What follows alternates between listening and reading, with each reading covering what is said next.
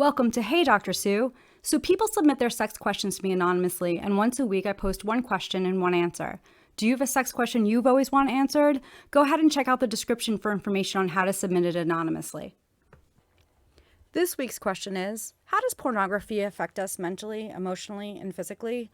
I have to tell you, I've got a lot of questions over the years around porn, but I got a lot more since I did the post a few weeks ago on Pornhub in Virginia. And if you haven't seen that, I'll put the link in the description.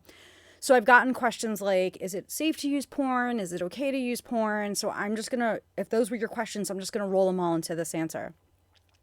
Some of the research on this is really flawed. And so I'll talk a little bit about this later on, but I want to start with this. If you're comfortable with viewing porn, then good on you. I'm assuming here that the porn you're viewing is legal. If it's not, then that is a problem. If you're not comfortable with the idea of using porn, then it just might not be okay for you. If it makes you feel bad or dirty, or it goes against your morals, values, or ethics, then it's probably not a good fit for you. If you're okay with viewing porn, but it's causing problems with your partner, then it may not be okay in your relationship. I would suggest having a conversation or two with your partner about why they're bothered by your porn use.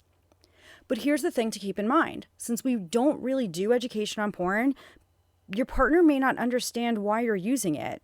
There may be an inaccurate assumption that you're watching porn because you're not satisfied with your relationship. It may be that your partner views the behavior as cheating. It may be that they feel threatened by you viewing porn. And until you actually talk about it, there's no way to know why they're bothered by your porn use. And by the way, don't be surprised if they can't pin down why they're bothered by it. They may just have a really strong reaction to you viewing porn, but may not know why. So be gentle with them, because it may take them some time to figure out the why. But let's talk about why people watch porn. There's so many reasons why people watch porn that it's just not possible for me to list them all. I'll do some of what I read about and hear about the most. Some of the common ones. People may use it to help them masturbate or to fuel their fantasies. Some people may use it to get ideas, and they may then show those things to their partner if they like it. Some use it because they aren't happy with their sex lives and it helps them get the satisfaction they're missing. Some people use it because they're bored. Some people just find it really amusing to watch. And some people use it for education. We really don't do a good job with sex education in this country, and some people use porn to learn how to have sex. This may be especially true for folks who identify as LGBTQIA+, since they're often left out of any formal sex education. But there are some real concerns for people watching porn. And I know I mentioned this before, but if it's causing a problem in your relationship, then it is something that needs to be addressed. If you're watching porn so much that you're not doing the things you need to do, like you're missing school or work, then that's a problem.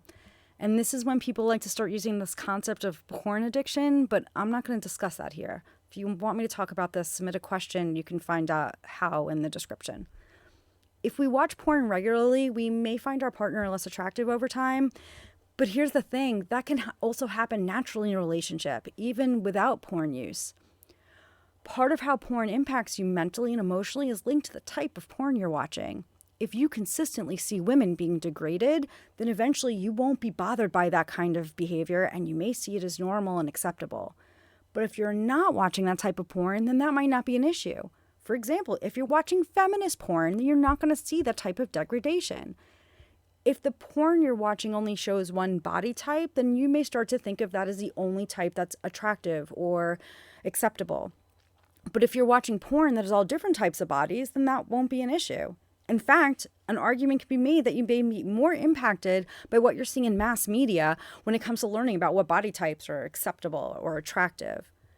The bottom line is that we can't make sweeping generalizations about porn and its effect on people. For one thing, there's just too many types of porn to be able to make those generalizations, and that's something that's not often discussed in the research that's done. There are also too many differences in the people who view it and why they view it. Instead of focusing on what you may hear about porn in the news or through social media, I would encourage you to think about your own porn use and how you feel about it. Make the best decisions for you based on how it fits in your life. Until next time, be safe and have fun. Did you like that video? If so, make sure to like and subscribe to the channel. That way you'll know when new videos come out.